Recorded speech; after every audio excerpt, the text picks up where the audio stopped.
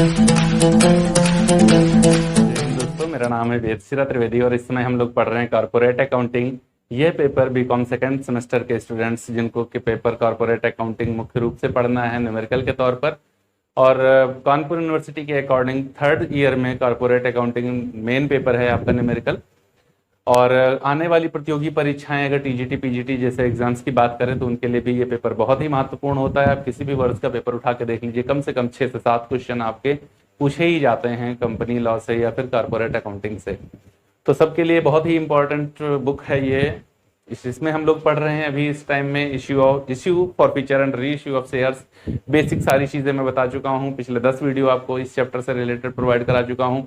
MCQ series अलग हमारी चल रही है जिसमें मैं आपको तकरीबन 100 क्वेश्चंस प्रोवाइड करा चुका हूँ। उनका सबका लिंक डिस्क्रिप्शन बॉक्स में दिया हुआ है, यदि आप आवश्यक समझें तो बाद में जाकर के उनको भी देख सकते हैं। यदि आज वाला वीडियो अच्छा लगे तो इसे लाइक भी कीजिएगा और अपने दोस्तों के साथ में साझा भी कीजिएगा। और कमेंट बॉक्स में आकर के आप जरूर ये बताइएगा कि आपको हमारा पढ़ाने का तरीका कैसा लगता है और हमारे द्वारा दिया गया कंटेंट आपको कितना समझ में आता है या समझ में नहीं आता है, जैसा आपका मन करे, जैसा आपको समझ में आए। तो चलिए स्टार्ट करते हैं। आज की सीरीज में हम लोग पढ़ने वाले हैं forfeiture of shares. Forfeiture of shares, अंशों का हरण क्या होता है, अंशों का हरण क्या होता है, अंशों का जब्त करना क्या होता है, और साथ ही साथ मैं आपको बताऊंगा सरेंडर ऑफ शेयर्स क्या होता है। तो देखिए, कॉल्स इन एरियर मैंने आपको बताया था। कॉल्स इन एरियर क्या होता है, 9 नंबर का वीडियो दिया था मैंने आपको। कॉल्स इन एरियर में बताया था जब कोई शेयर होल्डर कंपनी की किसी भी कॉल का पेमेंट करने में असमर्थ रहता है तो उसको कंपनी पहले टाइम देती है कि आप उसको विद इंटरेस्ट या विदाउट इंटरेस्ट आप पेमेंट कर दीजिए। यदि उस दिए गए समय में भी वो भुगतान नहीं करता है कंपनी को, तो इस दशा में कंपनी के डायरेक्टर्स कंपनी की एजीएम में डिसीजन लेते हुए संबंधित शेयर होल्डर्स के शेयर्स की सदस्यता को रद्द कर देते हैं और उस पर प्राप्त हुई धनराशि को जब्त कर लेते हैं। तो इस जब्तीकरण के प्रोसेस को क्या कहा जाता है, फॉरफीचर ऑफ शेयर्स, अर्थात अंशों का हरण करना। हरण करने में 2 चीजें होती हैं, सदस्य का नाम रजिस्टर से हटा दिया जाता है, उसकी सदस्यता को समाप्त कर दिया जाता है और उसके द्वारा दी गई धनराशि को कंपनी के द्वारा जब्त कर लिया जाता है, और इसी प्रोसेस को फॉरफीचर ऑफ शेयर्स कहा जाता है। अब इससे रिलेटेड आपके बहुत सारे क्वेश्चन बनते हैं। आपका बीकॉम सेकंड सेमेस्टर में जो एग्जाम होने वाला है उसमें मान के चलिए कम से कम 3 से 4 क्वेश्चन फॉरफीचर ऑफ शेयर्स से रिलेटेड ही पूछे जाएंगे। टीजीटी पीजीटी जैसे एग्जाम्स में भी 1 क्वेश्चन तो फॉरफीचर ऑफ शेयर्स से आ ही जाना है। तो चलिए देखते हैं कैसे भैया, इसका पूरा डिटेल आपको फॉरफीचर यहीं पर, फॉरफीचर और रीइश्यू दोनों इसी वीडियो में समझाने वाला हूं। चलिए देखते हैं कैसे किया जाता है। तो एक क्वेश्चन पहले बना लेते हैं। मान लो क्या हुआ, कंपनी ने एबीसी, मान लो है company ABC limited issued 20,000 shares at the rate 10 each, calls made as follows। निम्न प्रकार से कॉल करी गई हैं। On application at the rate ₹2 पर share, on allotment at the rate ₹4 per share, on call at the rate 4 to 6, 4 per share। Okay, ये situation है पूरी, ऐसे कंपनी ने डिमांड करी है। एक शेयर होल्डर है, a share holder who had 1000 shares cannot pay call money। Okay, एक शेयर होल्डर है जिसके पास में कितने शेयर्स हैं, 1000 हैं, वो क्या नहीं दे पाया, कॉल मनी नहीं दे पाया। ओके, हिज शेयर्स वर फॉरफिटेड, हिज शेयर्स वर फॉरफिटेड। ऐसा क्वेश्चन बनेगा। क्वेश्चन में और कुछ नहीं होता है, चाहे जितना बड़ा क्वेश्चन हो उसके अंदर हमको देखना होता है इश्यू शेयर कितने रुपए वाले हैं, कैसे कॉल करी गई है। कौन सी कॉल वो दे नहीं पाया है, जो नहीं दे पाया उसके पास कितने शेयर्स थे, over subscription, under subscription, optimum subscription, सब में घूम फिर के आप यहीं पे आओगे। चलिए अब बताते हैं, आगे बात करते हैं। तो देखिए पहले तो रूलिंग की बात करते हैं, रूल्स एंड रेगुलेशंस की बात करते हैं। फॉरफीचर क्या होता है? फॉरफीचर क्या होता है वो मैंने आपको बता दिया, जब सदस्य का सदस्यता समाप्त की जाती है और उसके द्वारा दिया गया कंपनी को भुगतान कंपनी के द्वारा जब्त कर लिया जाता है, तो उसको कहते हैं फॉरफीचर ऑफ शेयर्स। ओके जी हाँ, समझ में आ गया। इसके लिए जो आर्टिकल ऑफ एसोसिएशन है, आपका आर्टिकल ऑफ एसोसिएशन है, उसका टेबल एफ में इससे रिलेटेड रूल्स दिए गए हैं। रूल्स कहां पर दिए गए हैं? टेबल एफ में दिए गए हैं। कहां से कहां तक दिए गए हैं? ये टीजीटी पीजीटी के लिए बहुत ही इंपॉर्टेंट क्वेश्चन है। तो इसके रूल्स कहां दिए गए हैं? टेबल एफ में आपके रूल्स दिए गए हैं, सेक्शन 28 टू सेक्शन 33। ये रूल्स एंड रेगुलेशंस इसके बताए गए हैं। क्या क्या रूल्स एंड रेगुलेशन है? मान लो कोई भी शेयर होल्डर कंपनी का किसी भी कॉल का पेमेंट नहीं कर पाया, तो कंपनी क्या करेगी? सबसे पहले उसको एक नोटिस भेजेगी कि आप हमको विद इंटरेस्ट या विदाउट इंटरेस्ट जो आपके ऊपर एरियर है उसका पेमेंट कर दीजिए, और यह नोटिस भुगतान करने की अवधि से कम 14 दिन पहले का होना चाहिए। अर्थात उसके शेयर्स को फॉरफिट करने से 14 दिन पहले का नोटिस इशू करना बहुत जरूरी होता है। तो नोटिस का पीरियड क्या होता है? इसका पीरियड क्या होता है? बिफोर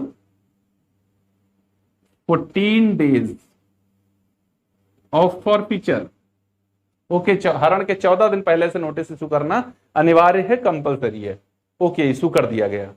उसके बाद भी अगर वो उस अवधि में पेमेंट नहीं कर पाता है, तो उसके शेयर्स को जो फॉरफिट कर लिया जाता है, तो उसे कहते हैं forfeiture of shares. Question objective आपका यही बनता है। सबसे पहले बनता है टेबल कौन सी है? एफ होती है। दूसरा बनता है सेक्शन कहां से कहां तक है, तो 28 से 33 तक है। कितना दिन पहले नोटिस इशू किया जाना चाहिए? तो 14 दिन पहले नोटिस इशू किया जाना चाहिए। अब बात आती है कि जब कंपनी के शेयर्स को फॉरफिट किया जाता है तो किस अकाउंट को डेबिट किया जाता है और एंट्री कैसे कैसे की जाती है। एक एंट्री में 10 क्वेश्चन होते हैं। देखो, फर्स्ट कंडीशन में हम फॉरफीचर करने जा रहे हैं, इससे ऊपर की एंट्री मैं आपको नहीं बताऊंगा। मैं आपको कॉल्सन एरियर में बता चुका हूं और जर्नल एंट्री में भी बता चुका हूं। वो एंट्री सेम वैसे ही होती है, कोई चेंज नहीं होता है। चलिए, तो जब फॉरफीचर करेंगे, हम अभी यहाँ फॉरफिटेड की एंट्री करने जा रहे हैं। तो फॉरफिट करते समय आप एंट्री करेंगे इक्विटी शेयर। अगर इक्विटी है तो इक्विटी, प्रेफरेंस है तो preference. Equity share capital account debit. अगर सिक्योरिटी प्रीमियम होती है तो उसको भी, मान लो अलॉटमेंट वो नहीं दे पाया और अलॉटमेंट में सिक्योरिटी प्रीमियम भी थी, तो हम लोग यहां पर सिक्योरिटी प्रीमियम अकाउंट भी लिख लेंगे। अगर है तो सिक्योरिटी प्रीमियम अकाउंट डेबिट। लेकिन इसकी कंडीशन क्या है? इफ एनी, अगर यदि कोई है तो, और है तो भी कहां? मान लो अलॉटमेंट में प्रीमियम है और उसने अलॉटमेंट का पेमेंट कर दिया है, कॉल पेमेंट नहीं कर पाया, तो नहीं दिखाएंगे सिक्योरिटी प्रीमियम। वो उस कॉल का पेमेंट नहीं कर पाया, वो उस कॉल का पेमेंट नहीं कर पाया जिसमें प्रीमियम इंक्लूड थी, तो हम सिक्योरिटी प्रीमियम को डेबिट करेंगे। अगर उसने उस कॉल का पेमेंट कर दिया तो डेबिट नहीं करेंगे, तो छोड़ दीजिए आप। ओके, ठीक है। दूसरे फिर यहां लिखेंगे टू शेयर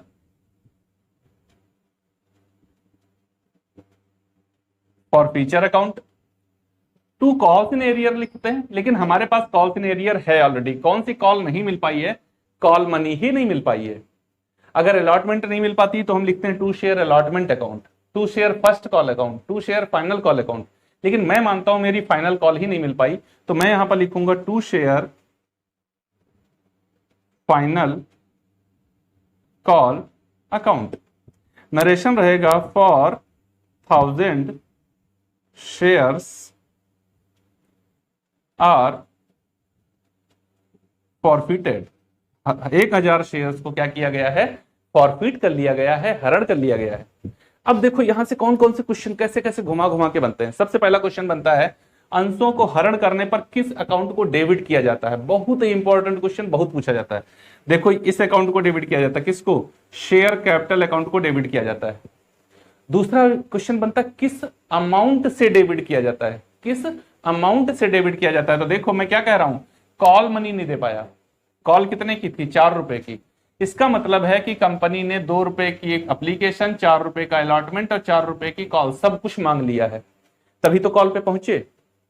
ओके, तो जितनी कॉल मनी होती है वहां से डेबिट किया जाता है। तो कैसे यहां पर अमाउंट आएगा, 1000 शेयर्स हैं और 10 रुपए पूरी पूरी कॉल कर ली गई है। फॉरफिटेड शेयर्स कितने हैं, 1000।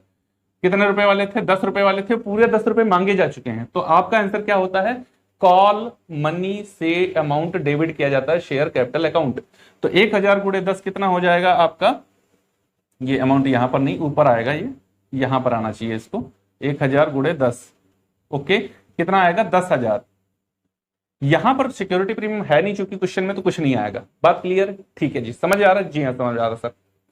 दूसरा क्वेश्चन भी हो गया, कौन सा अकाउंट डेबिट किया जाता है, शेयर कैपिटल अकाउंट डेबिट किया जाता है। किस अमाउंट से डेबिट किया जाता है, तो जितना डिमांड की जा चुकी है उस कॉल मनी से डेबिट किया जाता है, into number of share forfeited. Okay, अच्छा ये बताओ, अगर तुम हरण करने पे आओगे तो क्या किसी का हरण कर सकते हो, है ना, क्या हरण कर सकते हो, कंपनी क्या शेयर होल्डर का हरण कर सकती है।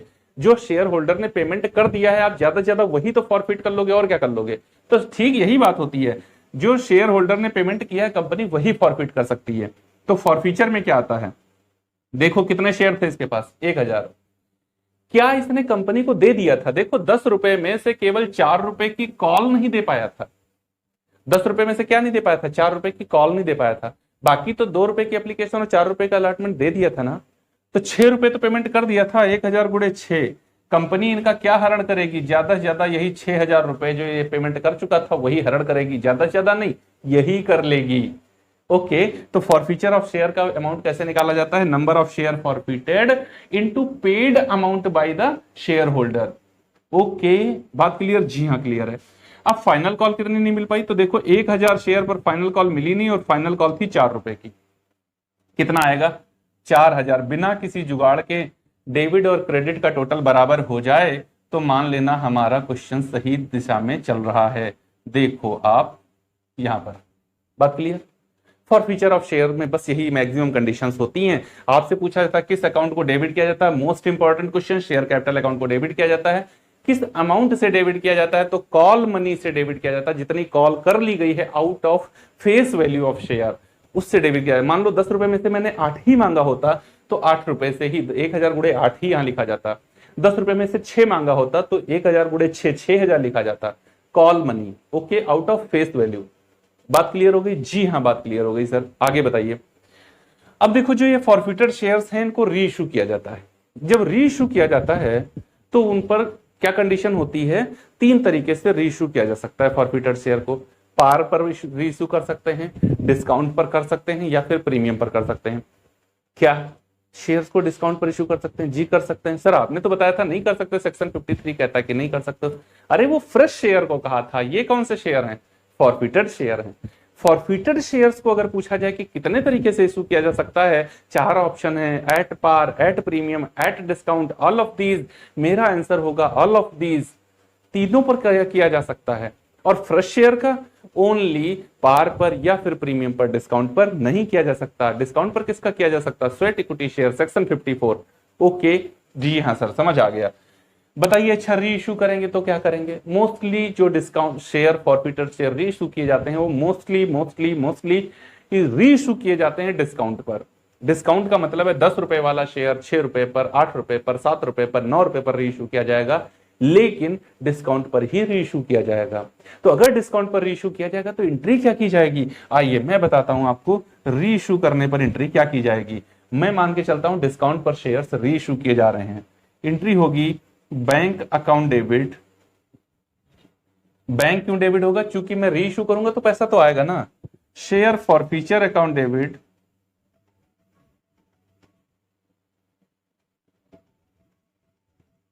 Share forfeiture account debit to equity share capital account for 1000 forfeited share reissued at the rate, मैं 8 मान के चलता हूं पर शेयर। ओके जी हाँ हो गया। अब बताइए इसको कैसे फुलफिल किया जाएगा। तो देखो 1000 शेयर आप री इशू कर रहे हो कितने रुपए पर, 8 रुपए पर री इशू कर रहे हो ना। तो 1000 गुणे 8, आपको 8000 रुपए यहां से मिलेगा। कितने रुपए वाला शेयर था जिसको आप 8 रुपए पर रीइश्यू कर रहे हो? 10 रुपए वाला था। डिमांड कितनी करी थी? 10 ही रुपए डिमांड करी थी। तो मेरा लॉस कितना हो रहा? 10 वाला शेयर अगर 8 पर रीइश्यू करेंगे कितना लॉस पर शेयर? 2 रुपए का ना, 2 रुपए का।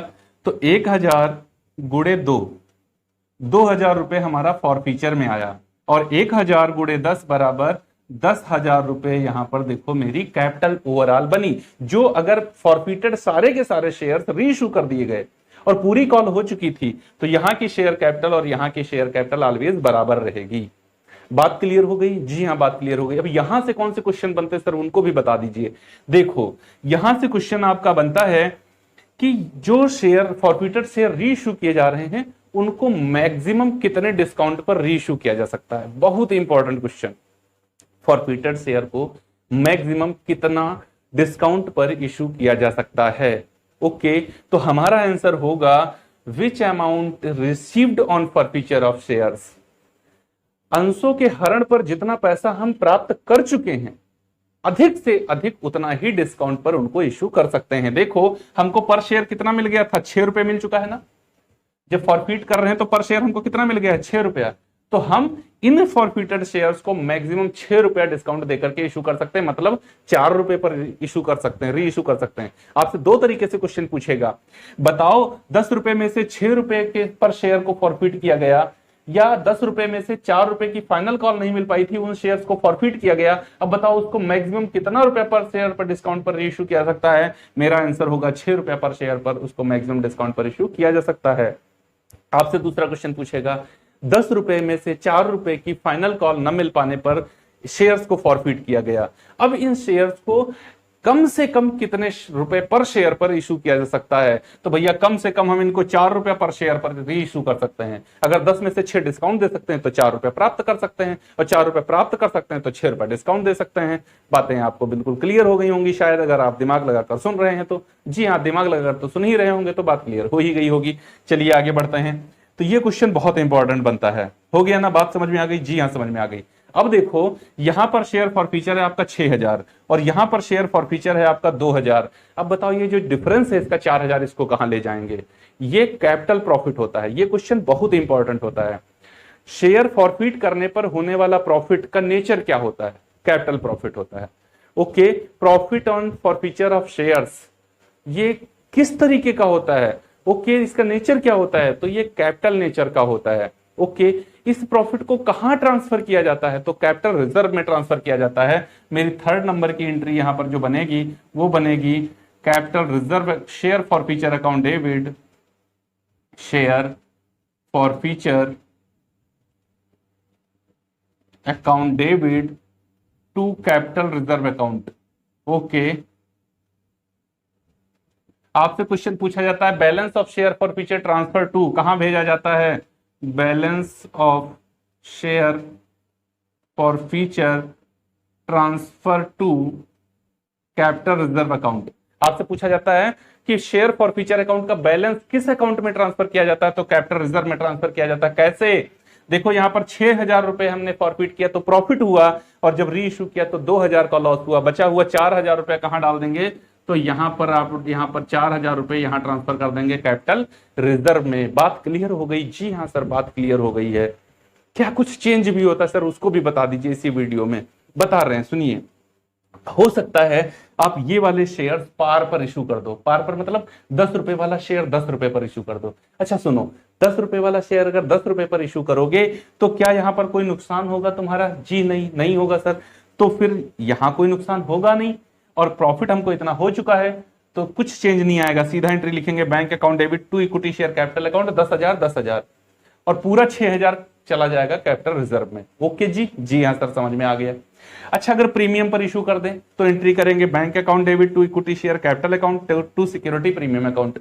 क्या फॉरफीचर आया? जी नहीं आया, ये तो प्रॉफिट हो गया। अब ये वाला प्रॉफिट कहां ट्रांसफर करेंगे? कैपिटल रिजर्व में। डायरेक्ट 6000 जो हमें फॉरफीचर पर प्रॉफिट हुआ वो पूरे का पूरा प्रॉफिट चला जाएगा कैपिटल रिजर्व अकाउंट में। यहां का फॉरफीचर तभी कम होता है, यहां का फॉरफीचर तभी कम होता है जबकि हम री इशू शेयर्स का जो कर रहे हो वो भी डिस्काउंट पर कर रहे हो। तब यहां के फॉरफीचर से यहां का फॉरफीचर जो री इशू करने पर डिस्काउंट दे रहे हैं उसको माइनस करते हुए बैलेंस को कैपिटल रिजर्व में ट्रांसफर किया जाता है।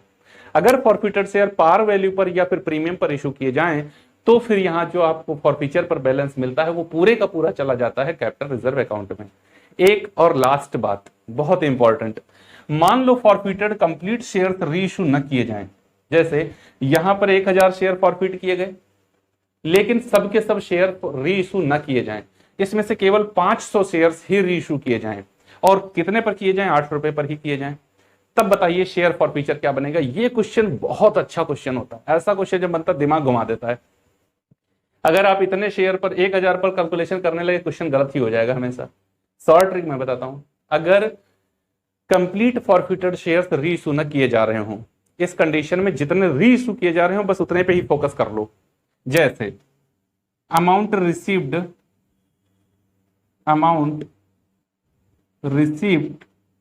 ऑन फॉरफीचर ऑफ शेयर, मैं मान रहा हूं कि 500 शेयर हम लोग री इशू करेंगे, 1000 फॉरफिट किए थे उसमें से। तो अगर 500 री इशू करेंगे तो 500 गुणे 6 हमको इन पर कितना मिला होगा, 3000 मिला होगा। ओके, कितना मिला होगा, 3000 मिला होगा। ठीक बात, री इशू कर रहे हैं कितने पर, 8 रुपए पर, तो 2 रुपए पर शेयर लॉस हो रहा है। Discount on issue of share 500 गुणे 2 बराबर 1000, 2000 रुपए इस दशा में हम लोग ट्रांसफर करेंगे कैपिटल रिजर्व में। आप इस तरीके से सॉल्व कर लीजिएगा। अगर फॉरफिटेड सभी के सभी शेयर्स को री इशू न किया जा रहा हो तो जितने री इशू किए जा रहे हो केवल उसी पर कैलकुलेशन कर लेना, आंसर फटाक से आ जाएगा। और अगर आप पूरे पे कैलकुलेशन करने गए तो गलत हो जाएगा। मैं आपको बता देता हूं पूरे पे भी कैलकुलेशन करना है तो कैसे की जाएगी, आपको दोनों तरीके बता दिए, ये बहुत इजी होता है। अच्छा, अगर पूरा कैलकुलेशन करना हो पूरे शेयर्स पे तो कैसे करेंगे, देखो 6000 था, जी हाँ था सर, इसमें से यहां हमने कितना डिस्काउंट दे दिया, 1000 डिस्काउंट दे दिया हमने, ठीक है। अच्छा ये बताओ जो 500 शेयर अभी आपने फॉरफिट किए हुए री इशू नहीं किए, इस पर आपको कितना पैसा मिला था, इस पर हमको 6 रुपए के हिसाब से मिला था। तो 6 पंचे कितना होता है, 30 होता है, जी सर, हाँ जी हो गया। तो 1000 3000 कितना होता है, 4000। अब 6000 माइनस 4000 बराबर 2000, चाहे ऐसे कर लो, लेकिन ये थोड़ा कठिन काम है। ये मेरा कॉन्सेप्ट क्लियर है इसलिए मैं इतना इजी कर पाया, आप करोगे तो शायद थोड़ा सा प्रॉब्लम आएगी, और हो सकता है आपका कॉन्सेप्ट मेरे से भी ज्यादा क्लियर हो, तो अब हमसे भी जल्दी कर लो। 2 तरीके हैं, दोनों में से जो पसंद आए वैसे करिएगा। ओके, बात क्लियर है, जी सर क्लियर है। अब कुछ और हैं बातें, जो बैलेंस होता है आपका शेयर फॉरफीचर अकाउंट का, शेयर फॉरफीचर अकाउंट का, इसको बैलेंस शीट में कहां दिखाया जाता है, तो बैलेंस शीट में इक्विटी एंड लायबिलिटी साइड में जो शेयर कैपिटल हेडिंग पड़ती है उसके अंतर्गत जो आप लिखते हैं called up and paid up share capital, तो पेड अप शेयर कैपिटल में इस बैलेंस को ऐड कर दिया जाता है। शेयर फॉरफीचर का बैलेंस क्या किया जाता है, ऐड कर दिया जाता है, जबकि नंबर ऑफ शेयर्स माइनस कर दिए जाते हैं called up and paid up share से। ओके, तो अगर आपसे पूछा जाए शेयर फॉरफीचर अकाउंट का बैलेंस कहां दिखाया जाता है, तो इसको ऐड कर दिया जाता है called up and paid up capital के साथ में। ओके जी, समझ में आ गया, हाँ जी आ गया। और कैपिटल रिजर्व को कहां दिखाया जाता है, तो इक्विटी एंड लायबिलिटी साइड में जो हेडिंग पड़ती है शेयर होल्डर्स फंड, उसके अंतर्गत तो हमारी 2 हेडिंग पड़ती हैं, पहली होती है शेयर कैपिटल और दूसरी होती है हमारी रिजर्व एंड सरप्लस। तो जो दूसरी हेडिंग होती है रिजर्व एंड सरप्लस, उसके अंतर्गत इसको दिखाया जाता है। रिजर्व एंड सरप्लस में 5 वैल्यू लिखी जाती हैं, एक होता है आपका जनरल रिजर्व, एक होता है कैपिटल रिजर्व, एक होता है सिक्योरिटी प्रीमियम, एक होता है आपका previous balance of profit and loss, और 5वां होता है आपका balance of profit and loss. ये 5 वैल्यूज आपकी रिजर्व एंड सरप्लस में लिखी जाती हैं। तो उम्मीद है ये वीडियो आपको बहुत ही आसानी के साथ में समझ में आ गया होगा। और फॉरफीचर से रिलेटेड जो कि बहुत प्रॉब्लम रहती हैं, सबसे ज्यादा अगर कुछ कंफ्यूज करता है शेयर में तो वो होता है फॉरफीचर ऑफ शेयर्स। उम्मीद है आसानी के साथ आपको चीजें क्लियर हो गई होंगी। जैसा भी समझे हैं प्रतिक्रियाएं कमेंट बॉक्स में आकर के अपनी जरूर दिया करें। यदि वीडियो अच्छा लगा है तो लाइक भी करें और अपने दोस्तों के साथ में साझा भी करें। मिलते हैं अपने अगले वीडियो में और वहां देखेंगे ओवर सब्सक्रिप्शन ऑफ शेयर्स क्या होता है। तब तक के लिए जय हिंद दोस्तों।